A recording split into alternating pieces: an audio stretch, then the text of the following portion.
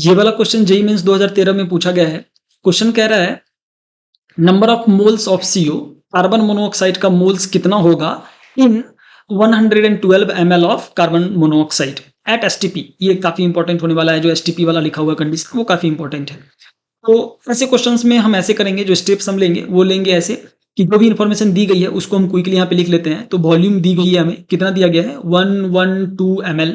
Okay, दूसरा हमें दिया गया है एसटीपी कंडीशन, और एसटीपी कंडीशन का मतलब होता है स्टैंडर्ड टेम्परेचर प्रेशर। और जब हम स्टैंडर्ड टेम्परेचर प्रेशर की बात करते हैं तो जो हमारा टेम्परेचर होता है ना वो 273 केल्विन हो जाता है, और जो हमारा प्रेशर होता है ना वो हो जाता है 1 एटीएम। ठीक है, अगर हम देखें ना यार, तो हमें मोटे मोटे तौर पे वॉल्यूम दिया गया है, हमें टेम्परेचर दिया गया है, हमें प्रेशर दिया गया है, तो हम कौन सा फार्मूला लगा सकते हैं? Of course well known formula in chemistry is PV equal to NRT ideal gas equation. और आइडियल गैस इक्वेशन में हमें क्या क्या दिया गया है? प्रेशर दिया गया है, वॉल्यूम दिया गया है, टेम्परेचर दिया गया है, और हमें क्या पता करना है? मोल पता करना है। आर आर कहाँ दिया गया है यार? हाँ, तो आर जो होता है ना यूनिवर्सल गैस कांस्टेंट होता है, और क्योंकि आर यूनिवर्सल गैस कांस्टेंट है तो उसका वैल्यू हो जाता है 1/12, और इसका यूनिट क्या हो जाएगा? ATM litre, ATM litre divided by mole and kelvin. ठीक है, तो बेसिक रूप से क्या होता है ना कि आर का डिफरेंट वैल्यूज होता है इन डिफरेंट यूनिट्स।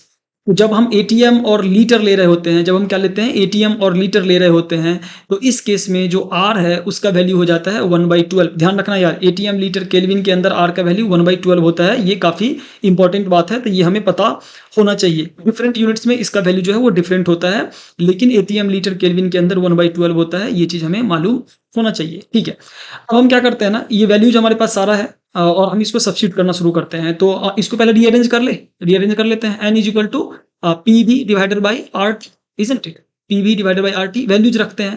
पी का वैल्यू हमें दिया हुआ है 1 एटीएम, 1 एटीएम है, मल्टीप्लाई कर लेते हैं। वी का वैल्यू 112 ml। ओके, ml में है, लेकिन यहाँ पे किस में एक्सपेक्ट कर रहा है? हमने बोला आर का वैल्यू एटीएम लीटर में होना चाहिए, तभी हम आर का वैल्यू 1/12 यूज कर सकते हैं। मतलब इस बंदे को ना हमें किस में चेंज करना पड़ेगा? लीटर में चेंज करना पड़ जाएगा। तो इसको अगर हम लीटर में चेंज करेंगे तो कितना होगा? ये दिस डिवाइडेड बाई 1000। कैसे आ गया ये यार? इस चीज कैसे आ गया? जल्दी से इसको क्विकली अपन देखते हैं। तो ये किस में चेंज हो जाएगा? ये बेसिक रूप से लीटर में चेंज हो जाएगा।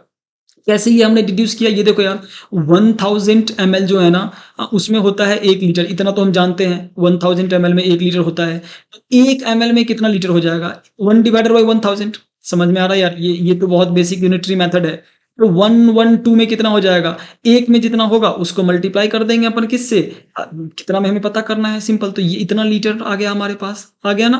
कितना लीटर आ गया? 112 डिवाइडेड बाई 1000, जो कि मैंने यहाँ पे लिखा था।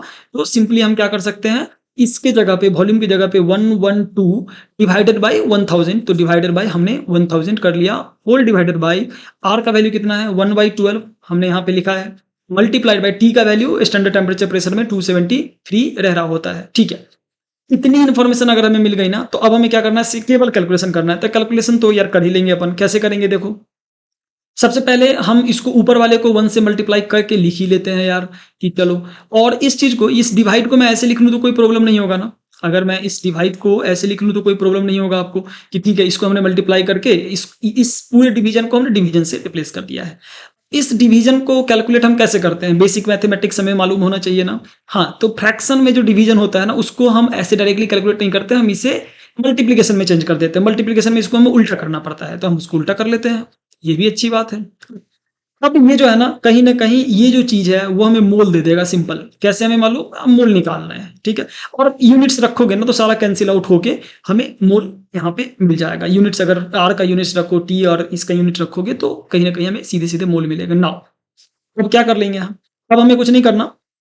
अब सिंपली हम क्या करेंगे ना, इसका कैलकुलेशन करना शुरू करेंगे। तो देखो यार, ये चीज जो है ना इससे कैंसिल आउट हो जाएगा 22.4 में।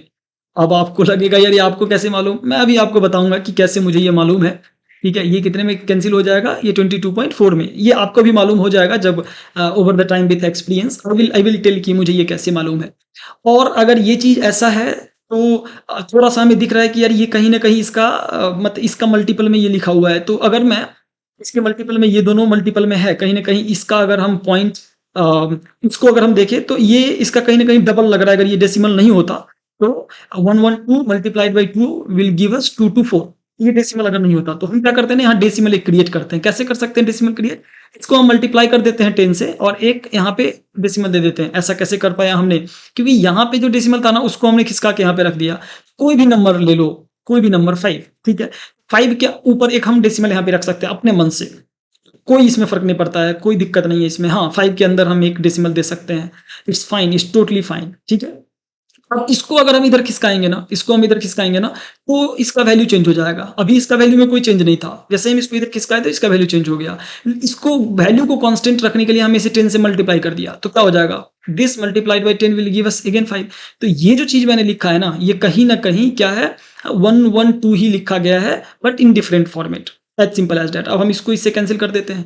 अब जो है ना, ये वाला बंदा इससे कैंसल आउट हो जाएगा, 2 जा, राइट? तो हमारे पास जो टोटल आ गया ना, 2 multiplied by 100 that is 200, right? ये आ गया हमारे पास। इस चीज़ को हम ऐसे लिख सकते हैं, 1/2 मल्टीप्लाइड बाय 10 की पावर -2।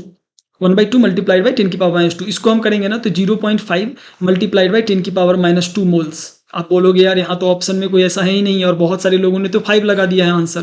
तो क्या 5 गलत है? देखो यार, अगर ये मिलीलीटर नहीं होता ना, लीटर होता तो 5 आंसर आ जाता।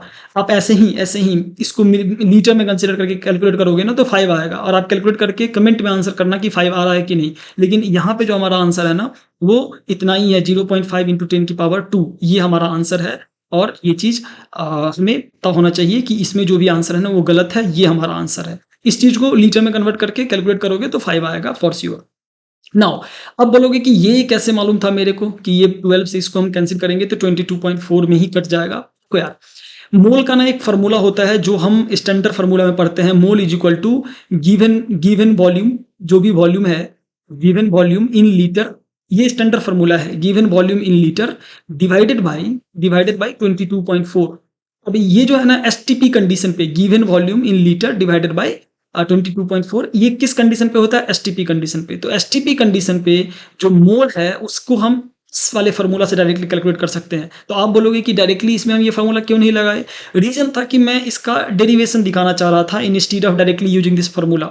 गोइंग फॉरवर्ड अगर एसटीपी कंडीशन मेंशन हो तो हम मोल का ये फार्मूला लगा सकते हैं। क्या कहता है formula? Number of moles is equal to given volume in litre. ये इंपॉर्टेंट है, ये लीटर होना चाहिए। क्यों लीटर होना चाहिए वो यहाँ से समझ में आ रहा होगा, क्योंकि आर का वैल्यू जो है ना उस पर डिपेंडेंट है, लीटर के ऊपर डिपेंडेंट है। तो ये लीटर में होना चाहिए डिवाइडेड बाय 22.4।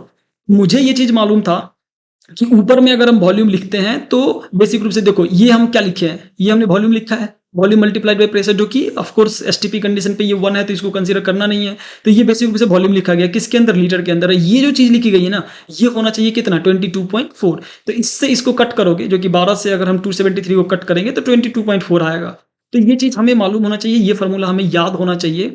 तो ये शॉर्टकट्स है, मतलब ये लॉन्ग कट है और ये शॉर्टकट है। तो हमें क्या शॉर्टकट याद होना चाहिए? Of course over the time. और ये जो स्टैंडर्ड मोल के फार्मूलाज हैं, जो कि 3 फार्मूलाज होते हैं, उसमें से एक फार्मूला ये भी है। बाकी हम बहुत डिटेल में और भी जो फार्मूलाज हैं मोल के, उसके बारे में बात करेंगे अगली I mean in some other lecture. लेकिन यहाँ के लिए मैं बोलूँगा कि ये फार्मूला हमें अगर याद रहे एसटीपी कंडीशन पे, तो जो भी वॉल्यूम दिया गया, given volume in litre divided by 22.4, ठीक है? एसटीपी कंडीशन पे ध्यान रखना है, एट एसटीपी कंडीशन। ऐसे नहीं कि कोई भी कंडीशन ना दिया हो और हम ऐसे लगा दिया फार्मूला, तो गलत हो जाएगा। अगर कोई कंडीशन नहीं दिया होगा ना तो फिर हमें सोचना पड़ेगा कि कैसे अप्रोच करना है। और अगर केवल ये इन्फॉर्मेशन दी होती ना, एसटीपी नहीं दी होती, मान लेते हैं कि हम इसको भूल जाते हैं, पूछा होता कि number of moles of CO in 112 ml of CO, at STP भूल जाओ, क्वेश्चन ही गलत है। फिर ये क्वेश्चन जो है ना बोनस हो जाता, क्योंकि अगर हमें टेम्परेचर प्रेशर नहीं बताओगे ना तो मोल हम नहीं निकाल पाएंगे। यहाँ पे एसटीपी दे दी हो, मतलब कहीं ना कहीं हमें ये इन्फॉर्मेशन दी गई है, और ये चीज़ जो है इसको डिड्यूस करके हमने ये फार्मूला भी निकाला, हमने इस क्वेश्चन को भी सॉल्व किया। तो going forward I will recommend कि ये फार्मूला हमें याद होना चाहिए और डायरेक्टली इस क्वेश्चन को ना आपको सॉल्व करना है। अगेन मैं रिमाइंड करवाता हूँ कि इसको लीटर में रख के जरूर सॉल्व करना, इस फार्मूला का यूज करके ही सॉल्व कर लेना। आंसर जो है वो 5 आएगा फॉर श्योर है। और कमेंट में करना, कमेंट में लिखना कि हाँ आंसर जो है वो 5 आ रहा है या नहीं आ रहा है, ठीक है? अगर ये लेक्चर अच्छा लग रहा है तो इसे लाइक कर लो, सब्सक्राइब कर लो चैनल को, और अपने दोस्तों के साथ भी शेयर कर लो ताकि वो भी कुछ सीख ले। Thank you for watching this lecture.